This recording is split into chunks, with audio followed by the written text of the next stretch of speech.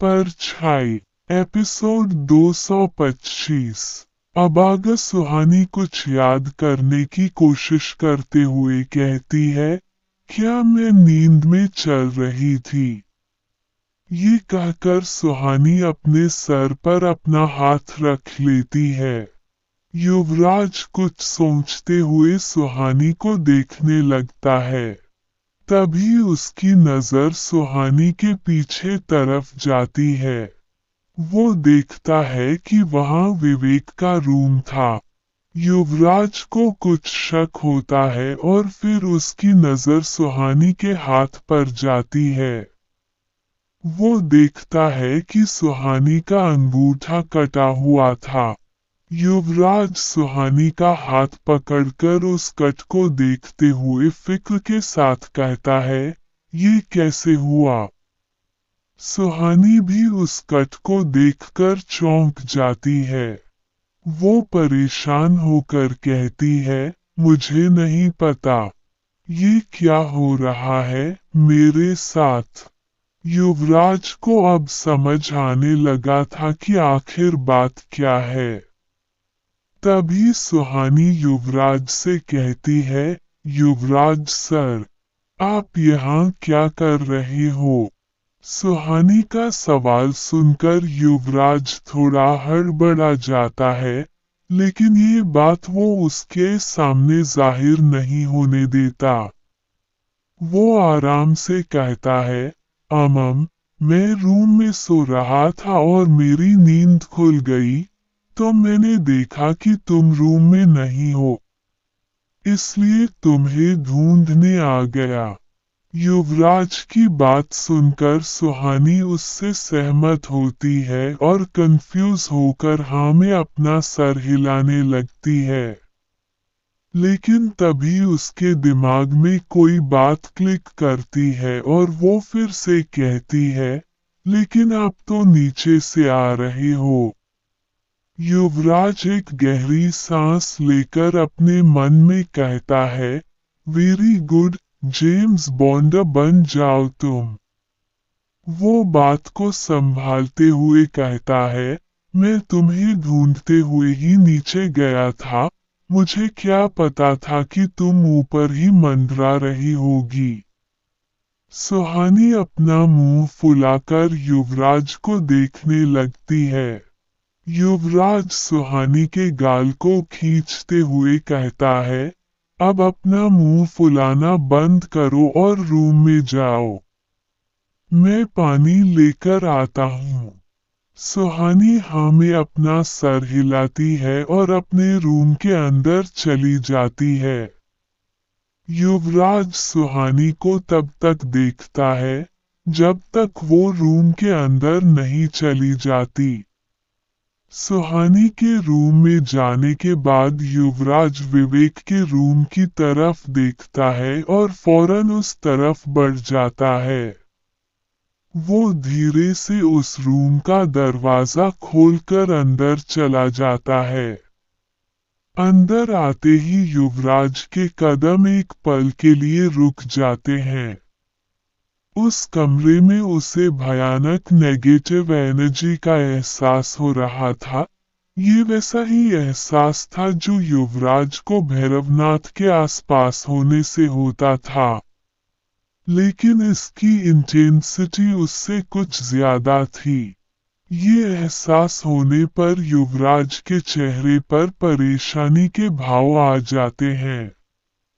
कुछ देर वहीं रुकने के बाद वो विवेक की तरफ बढ़ता है और उसके पास जाकर बेड पर बैठ जाता है। युवराज विवेक को फिक्र भरी निगाहों से देखने लगता है। उसकी नजर विवेक के हाथ के उस निशान पर जाती है और वो गौर से उसे देखने लगता है।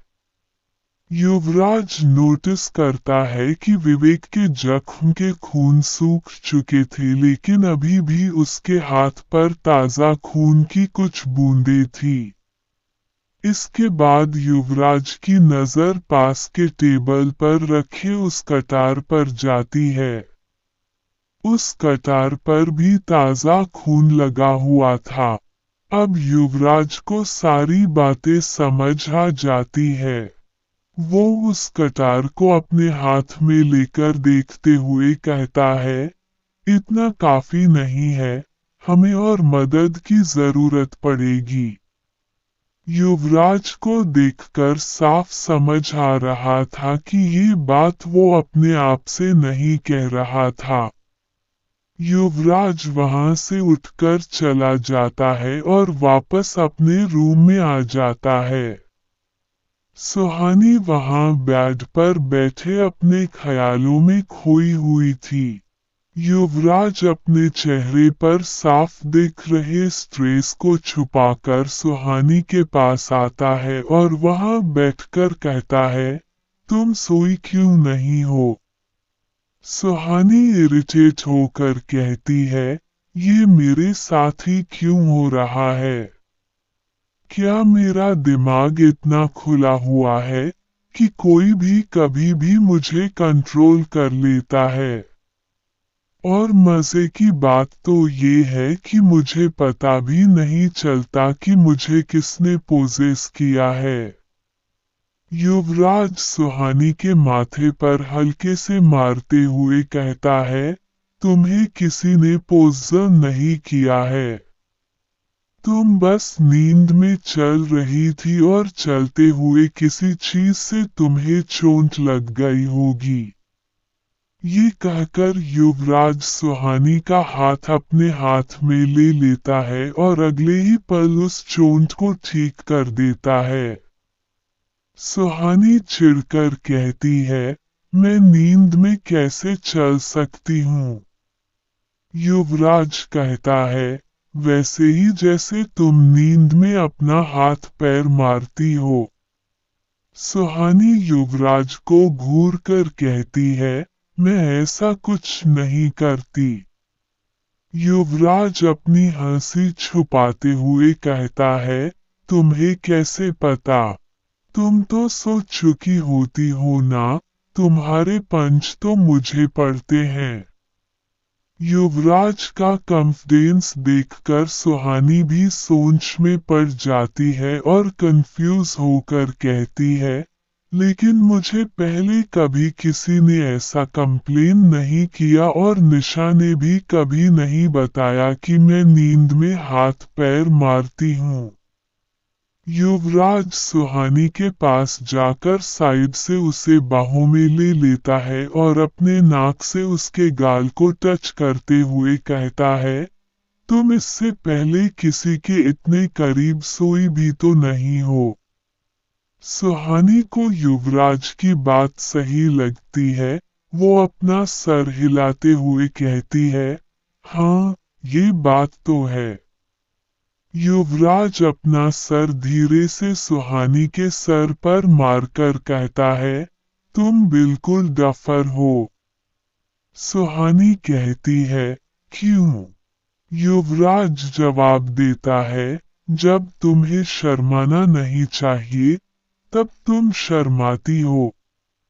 और अभी जब मैंने इतनी रोमांटिक लाइन बोली है, तो ये क्यूट सा फेस बनाकर सोचने लग गई। सुहानी अपने चेहरे पर स्माइल लाकर कहती है, तो आप चाहते हो कि मैं शर्माऊं? युवराज हाँ में अपना सर हिला देता है। सुहानी अपनी नजरें झुकाकर शर्माने की एक्टिंग करने लगती है। ये देखकर युवराज को हंसी आ जाती है और वो सुहानी के चेहरे को पकड़कर उसके गाल पर जोर से किस कर देता है। अब सुहानी का चेहरा लाल हो जाता है और वो अपनी नजरें झुकाए हुए सच में ब्लश करने लगती है।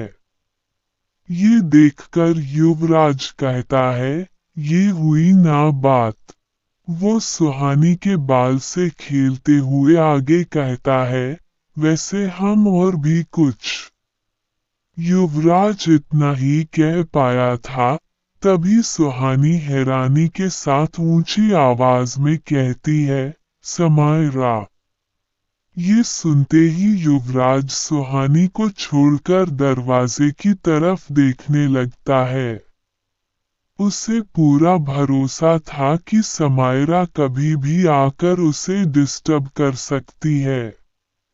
लेकिन जब वो पीछे मुड़ता है तो समायरा वहां नहीं होती। युवराज को समझने में देर नहीं लगती कि सुहानी ने उसे बेवकूफ बना दिया। युवराज की पकड़ से छूटते ही सुहानी सर से पैर तक ब्लैंकेट ओढ़कर सो जाती है। युवराज हल्के गुस्से से उसकी तरफ देखता है और फिर उसके पास लेटकर उसे ब्लैंकेट के साथ ही हग करके सो जाता है। अगली सुबह अर्नव की नींद खुलती है। उसे अपनी बॉडी के राइट साइड पर कुछ वेट फील होता है। वो फौरन अपने दाईं तरफ देखता है। अर्नव की आंखें ये देखकर बड़ी हो जाती है कि समायरा उसकी बाहों में सो रही थी। अर्नव को ऐसा लगता है जैसे वो अपनी भी नींद में है और कोई सपना देख रहा है। उसे विश्वास नहीं हो रहा था कि समायरा खुद उसके पास आई थी। वो हमेशा अपनाई जाने वाली उसी ट्रिक को यूज करता है और खुद को चिमटी काट कर देखता है। तब उसे पता चलता है कि ये सपना नहीं, बिल्कुल सच है। अर्नव के चेहरे पर प्यारी सी स्माइल आ जाती है और वो अपना सर झुकाकर समायरा के चेहरे को देखने लगता है। समायरा के चेहरा बिल्कुल शांत था। अर्नव झुककर उसके माथे पर किस कर लेता है और उसके चेहरे से बाल हटाकर उसे बड़े प्यार से देखने लगता है। कुछ देर बाद समायरा की बंद आंखों में हल्की हलचल शुरू हो जाती है। ये देखते ही अर्नव अपनी आंखें बंद कर लेता है और सोने की एक्टिंग करने लगता है। समायरा अब अपनी आंखें खोलती है और खुद को अर्नव की बाहों में पाती है। समायरा को याद आता है कि कल रात वो इतनी डिप्रेस्ड थी कि अर्नव के रूम में आकर उसके पास ही सो गई थी। उसने सोचा था कि कुछ देर अर्नव में साथ रहने के बाद वहां से चली जाएगी, लेकिन उसे नहीं पता था कि वो इतनी गहरी नींद में सो जाएगी। अर्नव ने कसकर समायरा को अपनी बाहों में पकड़ा था। वो अपना सर उठाकर अर्नव के चेहरे को देखने लगती है। अर्नव को देखते हुए पता नहीं उसे क्या होता है। वो आगे बढ़कर उसके गाल पर एक किस कर देती है। इधर आंखें बंद किए हुए अर्नव की क्या हालत हो रही थी, ये सिर्फ वही जानता था। समायरा को लग रहा था कि उसके किए जादू की वजह से अर्नव अभी भी गहरी नींद में सोया है। वो अर्नव का हाथ खुद से हटाकर उठने की कोशिश करती है। काफी ताकत लगाने के बाद भी वो अर्नव से अलग नहीं हो पा रही थी। तभी उसे अर्नव की आवाज सुनाई देती है, हमम। अभी मुझे और सोना है। समायरा की आंखें हैरानी से बड़ी हो जाती है और वो फौरन अर्नव की तरफ देखती है, जो हल्की स्माइल के साथ उसे ही देख रहा था। समायरा का दिल अचानक से तेज धड़कने लगता है। वो मन ही मन बस यही प्रे कर रही थी कि कहीं उसके किए किसके बारे में अर्नव को पता ना चल गया हो। समायरा अपने लाल हुए चेहरे को छुपाने की कोशिश करते हुए कहती है, छोड़ो मुझे। अर्नव समायरा पर अपनी पकड़ और मजबूत करके कहता है, मैंने कहा ना, मुझे और सोना है। समायरा फेक गुस्से के साथ कहती है, अगर तुम्हें सोना है तो दिन भर सोते रहो, लेकिन मुझे छोड़ो। अर्नव कहता है, ठीक है, लेकिन इसके बदले मुझे कुछ चाहिए। समायरा सख्ती के साथ कहती है, क्या? अर्नव अपने गाल को सहलाते हुए कहता है, वही जो कुछ देर पहले तुमने मुझे दिया। समायरा अब हद से ज्यादा एम्बेरस हो जाती है। वो अनजान बनकर कहती है, क्या बकवास कर रहे हो? अर्नव फौरन पलट जाता है और समायरा के ऊपर आ जाता है। समायरा फिर से हैरान रह जाती है। वो अर्नव को पीछे धकेलते हुए कहती है, छोड़ो मुझे। अर्नव अपना चेहरा समायरा के पास लाकर कहता है, जो मुझे चाहिए वो दे दो। अगर मैं लेने पर आ गया तो फिर मुझे कुछ मत कहना। समायरा अब बुरी तरह फंस गई थी। उसे समझ आ गया था कि जब उसने अर्नव को किस किया था तब वो जाग रहा था। समायरा को अर्नव पर गुस्सा भी आ रहा था। वो उसको धमकी देते हुए कहती है, पीछे हटो, वरना अच्छा नहीं होगा। अर्नव कहता है, बिल्कुल नहीं। ज्यादा से ज्यादा तुम क्या करोगी? पहले की तरह मुझे शौक दे दोगी। मुझे जो चाहिए उसके लिए मैं ऐसे शौक आराम से झेल सकता हूँ। समायरा के पास अब धमकी भी नहीं बची थी। अर्नव की नजरें समायरा पर थी और समायरा अर्नव को देख नहीं पा रही थी। अर्नव समायरा के और करीब आकर कहता है, तो फिर क्या सोचा तुमने? समायरा समझ गई थी कि अर्नव उसे जाने नहीं देगा। वो अर्नव को गुस्से से घूरते हुए अपने एक हाथ से उसके चेहरे को ऊपर से पकड़ती है और अपना सर ऊपर करके उसके गाल और किस कर देती है। सच में ये समायरा के लिए काफी मुश्किल था। वो कहती है, हटो अब। अर्नव अपना दूसरा गाल सामने लाकर कहता है, अमम। यहाँ भी समायरा का गुस्सा अब बढ़ता जा रहा था, लेकिन वो अभी फंसी हुई थी। वो फिर से अपना सर उठाकर अर्नव के दूसरे गाल पर किस कर देती है। अब तो अर्नव की खुशी का कोई ठिकाना नहीं था। उसकी आंखों की चमक ही उसकी खुशी साफ बयां कर रही थी। वो कुछ सोचने की एक्टिंग करते हुए कहता है, वैसे मैं सोच रहा था। अर्नव इतना ही कह पाता है तभी समायरा अपनी पूरी ताकत से उसे पीछे धकेल देती है। अर्नव भी इस वक्त रिलैक्स हो गया था, इसी वजह से वो समायरा के पास ही बेड पर गिर जाता है। अर्नव के ऊपर से हटते ही समायरा उठकर तेजी से वहां से चली जाती है और अर्नव बेड पर बैठकर एक स्माइल के साथ उसे देखता रह जाता है। अर्नव ऊपर देखकर कहता है, थैंक यू। इधर विवेक अभी तक सो रहा था। निशा उसे चेक करने के लिए उसके रूम में आती है। वो देखती है कि विवेक का शांत चेहरा अचानक से परेशान होने लगता है। अब उसे नींद में कुछ अजीब से विजुअल्स दिखाई दे रहे थे और कुछ आवाजें सुनाई दे रही थी। वो कुछ भी साफ साफ नहीं देख पा रहा था। विवेक को इतना बेचैन देखकर निशा परेशान हो जाती है और उसके पास जाकर उसके कंधे पर हाथ रखते हुए उसे उठाने की कोशिश करने लगती है। निशा के हाथ लगाते ही विवेक एक झटके के साथ उठकर बैठ जाता है और लंबी लंबी सांस लेने लगता है। निशा विवेक के पास बैठकर उसकी फिक्र करते हुए कहती है, विवेक, क्या हुआ?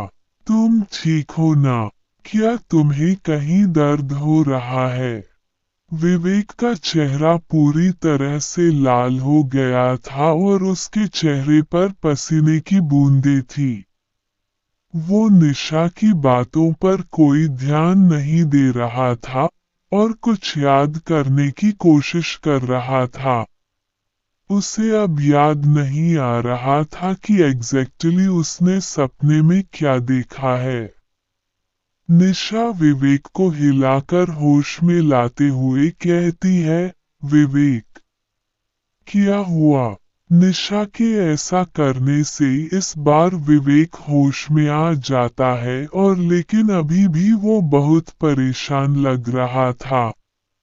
वो अपना सर पकड़ कर कहता है, मैंने कुछ देखा, कुछ भयानक, लेकिन ठीक से याद नहीं आ रहा है। निशा उस बात को टालते हुए कहती है, अच्छा, छोड़ो उसे। जब याद आना होगा, आ जाएगा। विवेक ना में अपना सर हिलाकर कहता है, नहीं निशा, बात कुछ सीरियस है। मुझे लगता है कि ये कहते हुए विवेक खामोश हो जाता है। निशा क्यूरियस होकर कहती है, क्या लगता है? विवेक आंखों में खौफ लिए कहता है, मुझे लगता है कि सुहानी की जान खतरे में है। ये सुनकर निशा की आंखें हैरानी से बड़ी हो जाती है और वो भी विवेक की तरह ही परेशान हो जाती है। आगे की स्टोरी के लिए कमेंट कीजिए।